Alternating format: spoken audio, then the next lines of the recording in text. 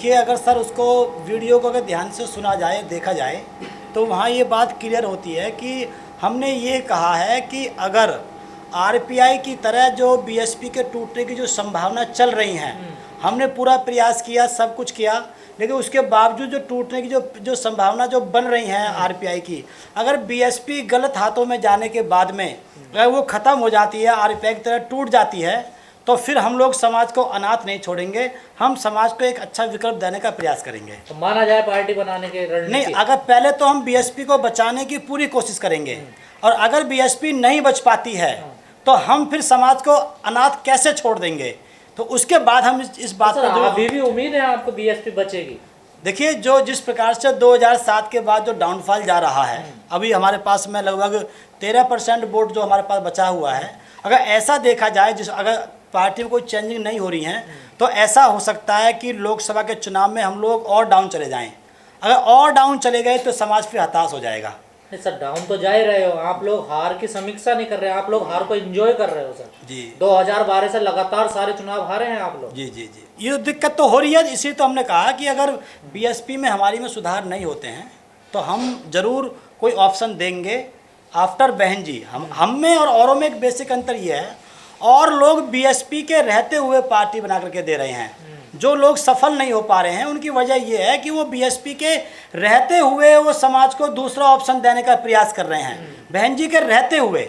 और उनकी इंटेंशन भी गलत है। उनकी इंटेंशन मूवमेंट को गति देने की नहीं है, बल्कि वो बहन जी को सजा देने की इंटेंशन से वो लोग काम कर रहे हैं। हमारी इंटेंशन ऐसी नहीं है। हमारा ये कि अगर बीएसपी खत्म होती है तो हम ऑप्शन जरूर देंगे।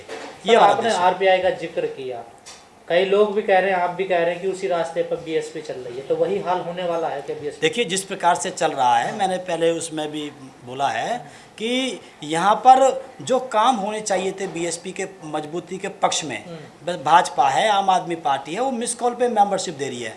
अगर हमको लगता है कि हमारी मेंबरशिप ठीक कर सकती है, तो क्यों ना हम गांव के बाहर एक स्टॉल लगाएं, स्टॉल लगा के वहाँ बोलें कि भाई वहाँ पे नीले कपड़े से उसको सजाएं, वहाँ बताएं कि भाई बीएसपी की मेंबरशिप वहाँ पे कट रही है, आप आइए वहाँ पर योगदान कीजिए। एक तो आपको वहाँ पे काम चलेगा, आपका गांव में आपको काम दिखाई देगा, अब मेंबरशिप आपकी कटेगी।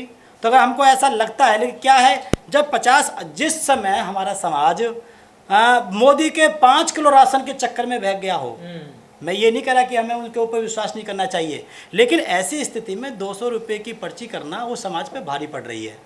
लेकिन नेता लोग तो कर लेंगे, कहीं पे जाकर उसको पूरे गट्ठे को दे देंगे। इसलिए जो है सुधार तो होने चाहिए, अगर नहीं हो पाते हैं किसी वजह से तो हम लोग फिर ऑप्शन देंगे। क्या सुधार होने चाहिए बीएसपी में? देखिए, सबसे पहली बात तो कैडर कैंप शुरू होने चाहिए। नंबर 2, जो पुराने हमारे जो नेता हैं जो दूसरी पार्टियों में चले गए हैं, उनको हमको दोबारा से वापस, जैसे अगर आप देख सकते हैं कि ये जो जितने भी ये ओम प्रकाश राजभर है, या और जो यहाँ से जो जैन चौधरी है हमारे क्षेत्र से, इन अधिकांश नेताओं ने सबसे पहले बीएसपी को प्रायोरिटी दी थी। लेकिन इन नेताओं ने बीच के नेताओं ने बहन जी को जो है इस बारे में जो है सही रिपोर्ट नहीं दी। उन्होंने कह दिया कि बहन जी ये तो नेता बन जाएंगे, वो बन जाएंगे, तो इस चक्कर में आकर के बहन जी ने उनको आउट किया, जबकि उनका अपना वोट उनके साथ में होता है। तो पुराने नेताओं को हमको साथ में लेना चाहिए जो उस समय जब छुट गए हैं बीच में से, और जो कैडर का हमको शुरू करना चाहिए। और वोट जो है हमारे पास 10 रुपये की मेंबरशिप लागू करके 1 लाख वोटर को हमको तैयार करना चाहिए, मेंबर बनाना चाहिए। अब जो है 35-40 हज़ार वोट से हम जीत नहीं पाएंगे, अब 1 लाख हमको वोट चाहिए। तो इस प्रकार के बहुत से मेंबरशिप का काम रुक गया क्या बीएसपी में? मेंबरशिप का काम, जो मेंबरशिप का जो उद्देश्य होता है, जिस उद्देश्य से मेंबरशिप दी जाती है, उस उद्देश्य से नहीं हो रहा है। वो तो केवल ये है कि पूरी बुकलेट जो है एक आदमी को दे दी जाती है, वहाँ से 1,50,000 रुपये उसका पूरा ले लिया जाता है। तो उससे फिर उद्देश्य कहाँ पूरा हुआ मेंबरशिप का? तो ये उद्देश्य पूरा नहीं हो पा रहा है। उसका उद्देश्य ये है कि अगर आपने मिस कॉल से अगर आपने मेंबरशिप ली है तो उसकी डिटेल उसके पास पहुंच जाती है पार्टी के पास में, वो मानता है कि मैं उसका मेंबर बन गया हूं, तो बाउंड होता है वोट डालने के लिए। लेकिन यहाँ ऐसा कुछ है ही नहीं।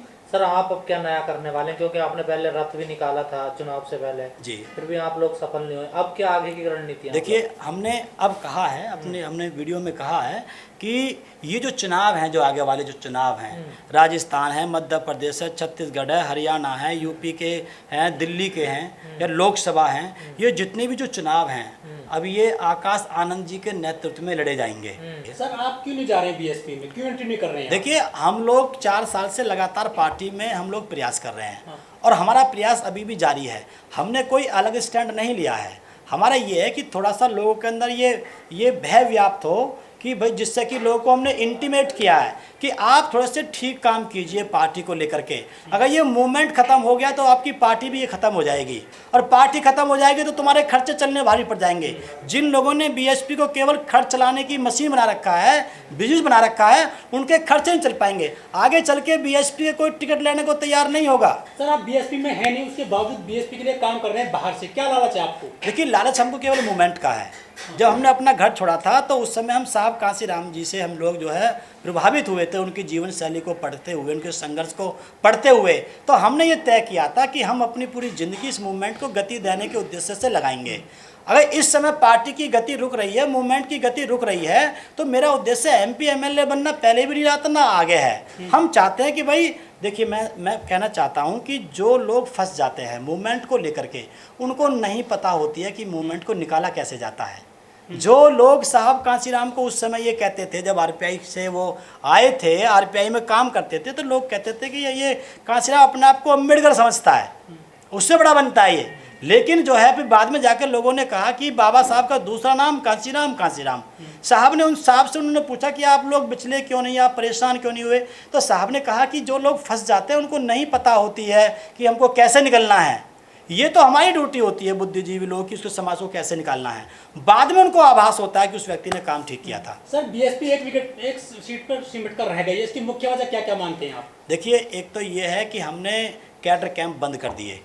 नंबर 2, जो हमारे जिम्मेदार जो पदाधिकारी थे, जो बड़े बड़े नेता थे, स्वामी प्रसाद मौर्य थे, कोई भी थे, बहन जी ने अभी भी कुछ दिन पहले कहा, मैंने एक वीडियो देखी कि हमने इनको इसलिए निकाला कि परिवारवाद को ये कर रहे थे। तो मेरा मतलब यह कि जो बड़े बड़े नेता हैं, आप देखिए, जो नेता बीएसपी से निकल के, जिन लोगों ने अपनी अपनी पार्टी बनाई, चाहे वो पटेल हो, चाहे ये मौर्य हो, चाहे ये क्या नाम है कुशवाहा हो, कोई भी हो, वो लोग आज 8-8, 7-7 विधायक लेकर के बैठे हुए हैं। पार्टी में वो दम रख रहे हैं और दूसरी भाजपा से वो टकरा भी रहे हैं। आज जिसने सरकार बनाई, जिसने 4-4 बार सरकार बनाई, इतना बड़ा मूवमेंट, जो आरएसएस को टक्कर देने वाला सबसे बड़ा मूवमेंट था साहब कांशीराम जी का। जब साहब कांशीराम जी का हाथी चिंगाड़ मारता था तो अटल बिहारी वाजपेयी और लाल कृष्ण आडवाणी जैसे लोगों की कुर्सी हिल जाया करती थी। आज वो इतने डाउन चली गई, तो क्यों ना इन नेताओं को भी साथ में लिया जाए। सर कुछ लोग कहते हैं कि बहन जी मिशन से भटक गई हैं और सर्वजन की बात करती हैं, बहुजनों की बात नहीं करती है। देखिए, इस बात में तो खैर ज़्यादा सच्चाई नहीं है। बहुजन सर्वजन में कोई बेसिक अंतर, कोई खास अंतर नहीं है। सर्वजन से हम लोग जब बुरा माने, जब वो बहुजन का जो है बहुजन के हिस्से को वो काट रही हों।